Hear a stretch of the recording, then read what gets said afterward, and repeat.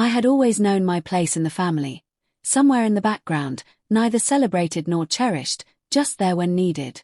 The middle child, neither brilliant enough to earn admiration like my older brother Joseph, nor young enough to be doted on like my sister Amanda. I was simply Ryan, the one who existed in the spaces between their greatness.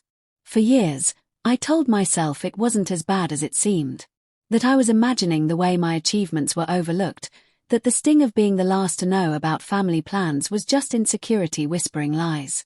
Families had their ups and downs, and if I just stayed patient, my time would come. I was wrong. The truth arrived on Thanksgiving, slicing through years of self-deception with the precision of a knife. That morning, a message from my mother lit up my phone. "Ryan, sweetie, we're calling off Thanksgiving dinner this year. Finances are tight, and we just can't afford it. We'll do something small next month to make up for it. Love you." I stared at the words, an unsettling hollowness creeping into my chest. Finances were tight, the same reasoning I had heard countless times before. The same excuse that had led me to send them money every single month for the past 3 years. To help. To be a good son. My fingers hovered over my phone, ready to respond with the usual offer of assistance. Ready to fix things. But this time, something held me back. Maybe it was exhaustion. Maybe it was the weight of years spent quietly swallowing disappointment. Or maybe, deep down, I already knew. That evening, I found myself driving past their house, a quiet urge pulling me there. Maybe I'd drop off some takeout, bring them something warm since they supposedly couldn't afford a proper meal. And then I saw it. The driveway was packed, Joseph's sleek BMW, Amanda's bright red Jeep, cars I recognized as belonging to uncles, aunts, cousins. Warm light glowed from the windows, shadows moving inside. My stomach clenched as I stepped out of the car, my breath unsteady. Through a small gap in the curtains, I saw them. All of them. The table was overflowing, turkey, stuffing, my mother's signature pumpkin pie. Laughter rang through the house, glasses clinked in toasts. Everything a proper Thanksgiving should be. Everything I had been told was impossible. My chest tightened. My heartbeat pounded in my ears. They hadn't cancelled Thanksgiving. They had just cancelled me. I don't remember walking up to the door, but suddenly, it swung open, and my mother stood there. For a fleeting moment, her smile wavered, not in guilt, not in remorse, but in irritation. Like I was an inconvenience. "Ryan, why are you here?" I couldn't speak at first. Over her shoulder, the room had fallen silent. Faces turned toward me, their expressions ranging from discomfort to indifference. My father was halfway out of his chair, watching, waiting. I swallowed hard. "I got your message," I said. "The one about cancelling Thanksgiving." She blinked, recovering too quickly, like she had prepared for this moment. "Oh," she said, brushing it off with a casual wave of her hand. "There must have been some confusion. What I meant was we were only cancelling with you. We decided to keep it small, just immediate relatives. Just family." The words echoed in my mind. Just family. Then what did that make me? "I am family," I said, my voice rough, scraped raw by disbelief. She hesitated, only for a second. "Of course you are, sweetheart," she soothed, her voice syrupy, placating. "But you understand how these things go. Joseph brought his new girlfriend, Amanda invited some of her college friends. We just didn't have enough space." Not enough space. Yet they had room for extended family. Room for my sister's friends. Room for everyone, except me. Across the room, Joseph caught my eye, lifting his glass in my direction with a smug little smirk. A silent toast. A mockery. And that's when it sank in. This wasn't an accident. It wasn't a misunderstanding. It was a choice. They had chosen to leave me out. And they felt no regret. I turned without a word and walked back to my car. Behind me, my mother called my name, her voice suddenly laced with artificial concern, the same well-practiced tone she used whenever an audience was present.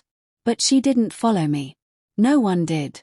The drive home passed in a blur, my mind trapped in an endless loop of past moments that suddenly made sense, Birthday celebrations where my presence felt like an afterthought, family vacations I only discovered through social media, the countless "oh, we assumed you were busy" or "we didn't think you'd be interested." They hadn't wanted me there. They had never wanted me there. When I reached my apartment, I sat motionless in the car, the weight of their betrayal pressing down on me. But alongside the pain, something else stirred. Clarity. For 3 years, I had been their crutch. Their backup plan. Their personal ATM, paying their bills, covering emergencies, watching Amanda's kid whenever she needed a break. Just last week, I had even put down a payment for a Christmas surprise, a new SUV to replace their old minivan. And the whole time, I had been nothing more than a convenience. Not a son. Not a brother. Just a resource. My hands trembled as I pulled out my phone and dialed the car dealership. The salesman answered cheerfully. "Ryan. Happy Thanksgiving. Calling about the SUV." "Yes," I said, my voice steady. "I need to cancel the order." A pause. "The family SUV. But you were so excited to surprise them." "Plans changed," I cut in. "They won't be needing it anymore." I ended the call and stepped inside my apartment. The silence pressed in around me, but for the first time, it didn't feel suffocating. It felt like freedom. The calls started the next morning. First my mother, her voice honeyed with fake concern, pretending nothing had happened. Then my father, gruff and direct, "Your mother's upset. Call her back." Then Joseph. Amanda. Even my grandmother, pulled into their guilt-tripping tactics, calling to make me feel bad. I let them all go to voicemail. For once, I didn't rush to smooth things over. I didn't bend over backward to be the reasonable one. I didn't apologize for being hurt. 3 days later, when I skipped Sunday dinner, a long-standing tradition, the real storm hit. But for the first time in my life, I didn't care. I had upheld Sunday dinners without fail. No matter how exhausted I was after work, no matter how many personal plans I sacrificed, I always showed up. I drove hours just to be there, sitting at the table like an afterthought, my presence barely acknowledged.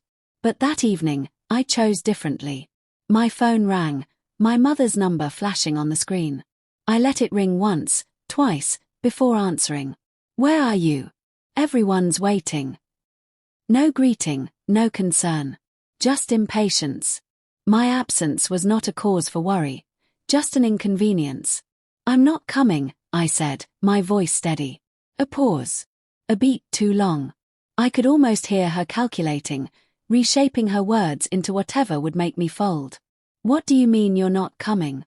It's Sunday dinner." "I know what day it is," I replied.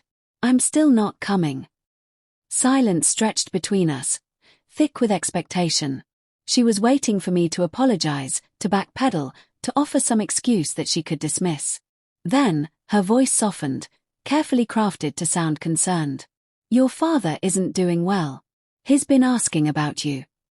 There it was. The same card they always played. Guilt, dressed as love.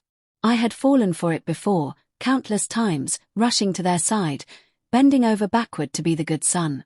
But not this time.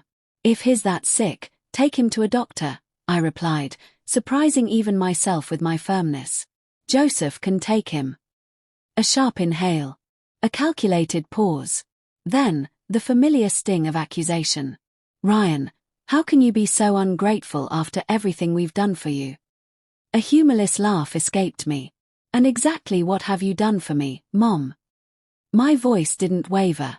"Other than deceive me. Other than exclude me. Other than make me feel like I don't belong." "That's not fair. You're exaggerating. If this is about Thanksgiving." "It wasn't a miscommunication," I cut her off. "You didn't want me there. Just admit it." Silence. But not the silence of remorse. Not the silence of someone grappling with their mistakes.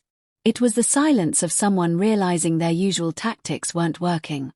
The silence of a woman who had run out of rehearsed excuses.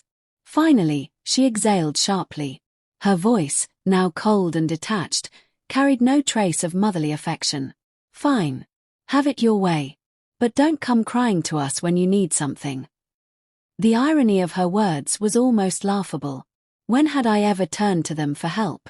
When had they ever been there when I needed them? Goodbye, Mom. I ended the call and blocked her number. Then, one by one, I erased them all. Every route they had to manipulate me, to make me question my worth, I severed them without hesitation. For the first time, it was astonishingly easy. The fallout. The calls started the next morning. At first, it was a chorus of guilt trippers. Distant relatives, family friends, acquaintances, each reaching out, their messages drenched in disappointment. Your mother is devastated. Families fight, but they should always come back together. You're being too harsh, just let it go. I listened politely.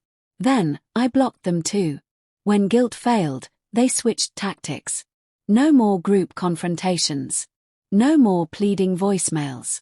Instead, they moved to targeted, calculated attacks. The confrontation. My father was the first. A text, short and commanding. Call me. I ignored it. So he escalated. He showed up at my apartment, knocking hard enough to rattle the door. Ryan, I know you're in there. Open this door right now. I stood frozen on the other side. The old me, the one desperate for approval, would have caved. I would have let him in, would have taken the blame for a situation I hadn't caused. But that version of me no longer existed. After 15 minutes, he gave up. But before leaving, he slid a note under the door. Your behavior is unacceptable. Your mother is heartbroken. This is not how we raised you. I picked it up, read it once, and tossed it into the trash. The final blow. The next day, an unfamiliar number called. I answered without thinking. Joseph. Dude, you need to stop acting like this, he started, skipping any pleasantries. So you missed one dinner. Big deal. Mom's been a mess. Dad's pissed.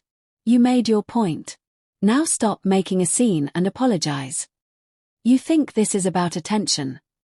I asked, keeping my tone even, though my fingers clenched around the phone. What else would it be? He scoffed. You've always been ridiculously sensitive. Remember when you threw a tantrum because I got a car for graduation and you didn't? A lump formed in my throat. I hadn't thrown a tantrum. I hadn't received anything for my graduation, not even a simple card. See? Joseph continued, as if proving a point. Always making a big deal out of nothing. Just grow up and come to Sunday dinner. This family doesn't work when someone is stirring up trouble. Maybe it's about time someone did. I ended the call. Amanda tried next. Her approach was softer, but no less manipulative. She showed up at my workplace during lunch, her son in tow. Uncle Ryan, he shouted, running to me with open arms. Despite everything, I hugged him. None of this was his fault. Amanda watched carefully, her expression unreadable. He misses you, she said, voice gentle. We all do. I met her gaze. Do you? I asked. Or do you just miss what I did for you? A flicker of annoyance crossed her face. That's not fair. We're family. Family. The word felt hollow. That word seems to mean something very different to you than it does to me. Her patience wore thin. Ryan, this is ridiculous. So you weren't invited to one dinner, let it go. I crouched down to my nephew's level. I have to get back to work now, buddy. It was nice seeing you. As I walked away, Amanda called after me. Mom needs help with the mortgage this month. And I was hoping you could take him for the weekend. I didn't stop walking. I didn't respond. Her real intentions had been exposed in just 2 sentences. The breaking point. The final attack came from my mother. Voicemail after voicemail, her tone shifting from sweetness to anger to desperation. Your father's blood pressure is through the roof because of your behavior. If something happens to him, I hope you can live with yourself. Why are you punishing us?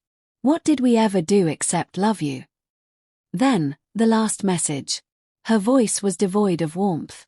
No more motherly concern. Just ice. All right, have it your way. But don't come running back when you realize what you've turned your back on. Joseph has just secured a partnership.